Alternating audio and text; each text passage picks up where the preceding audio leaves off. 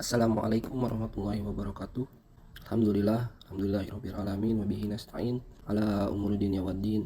Wassalatu wassalamu asrofil anbiya'i wal mursalin sayyidina Muhammadin sallallahu alaihi wasallam. Pertama-tama dan yang paling utama, senantiasa kita panjatkan puji dan syukur kita kepada Allah Subhanahu wa taala, dan tak lupa salawat berbingkis salam tak lupa kita hadiahkan kepada junjungan alam kita, yakni baginda Nabi Allah Muhammad sallallahu alaihi wasallam. Terima kasih sebelumnya kepada dosen pengampu Sistem Informasi Manajemen Pak Hasbun Naim Sadad Mkom, dan terima kasih juga kepada semua pihak yang telah mendukung kami dalam menyelesaikan materi tentang Sistem Informasi Sumber Daya Manusia.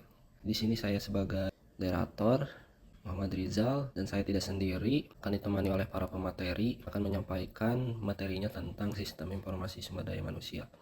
Pada kesempatan ini juga kami akan menginformasikan perihal apa sih sistem informasi sumber daya manusia itu, lingkungan sistem dan penghubung itu seperti apa, dan tujuan visi misi sasaran target kedepannya seperti apa. Untuk mengefektifkan waktu saja, mari kita dengarkan kepada para pemateri yang akan menyampaikan materinya. Mangga dipaparkan materinya. Sistem informasi sumber daya manusia adalah sebuah sistem atau program yang digunakan untuk memelihara, mengelola, dan memproses data karyawan, serta dapat membantu perusahaan dalam menjalankan kebijakan atau prosedur terkait SDM di suatu perusahaan. Sistem ini memiliki tujuan penting untuk mendukung berbagai proses dalam suatu organisasi, termasuk perencanaan, pengorganisasian, dan pengendalian.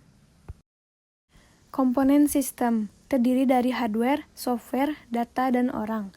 Hardware adalah perangkat keras yang digunakan untuk memasukkan, memproses, dan mengeluarkan data. Software adalah program yang berjalan di dalam perangkat keras yang memungkinkan sistem berjalan. Data adalah fakta dan angka mentah yang nantinya akan diproses oleh sistem. Orang adalah manusia atau orang turut menjadi komponen dalam sistem informasi. Batasan sistem adalah tanggung jawab dan tingkat kepemilikan organisasi atas sistem informasi. Batasan sistem juga berhubungan dengan tingkat kepemilikan dan tanggung jawab yang diberikan kepada pengguna sistem informasi. Lingkungan sistem adalah faktor-faktor yang mempengaruhi sistem informasi seperti jaringan komputer, telekomunikasi, dan basis data. Penghubung adalah komponen yang berfungsi untuk mengatur dan mengaturkan komunikasi antara komponen lain dalam sistem informasi. Baik, selanjutnya ada input.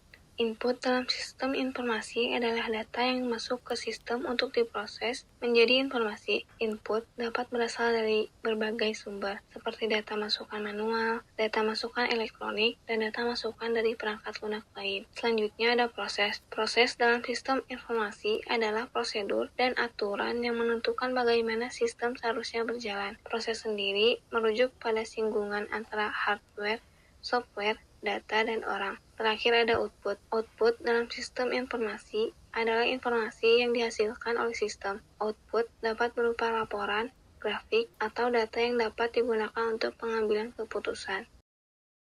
Tujuan sistem informasi sumber daya manusia adalah untuk meningkatkan efisiensi dan efektivitas manajemen sumber daya manusia. Visi sistem informasi adalah untuk menjadi sistem informasi yang terintegrasi, terpercaya, dan terlengkap dalam mengelola sumber daya manusia. Misi yang pertama, mengembangkan fungsi sumber daya manusia sebagai bisnis partner dalam mendukung pencapaian visi dan misi perusahaan atau institusi. Kedua, mengembangkan sistem informasi sumber daya manusia yang sesuai dengan kebutuhan perusahaan atau institusi. Tiga, mengembangkan kompetensi sumber daya manusia melalui pendidikan dan pelatihan. Keempat, mengembangkan manajemen sumber daya manusia secara profesional berdasarkan peraturan pokok kepegawaian. Kelima, mengembangkan sistem informasi sumber daya manusia yang dapat mendukung pengembangan iptek. Sasaran sistem informasi adalah untuk mencapai tingkat kepemilikan dan penggunaan yang tinggi, mengurangi kesalahan, dan mengoptimalkan penggunaan sumber daya manusia. Target sistem informasi adalah untuk mengurangi biaya, mengurangi waktu, dan mengurangi risiko.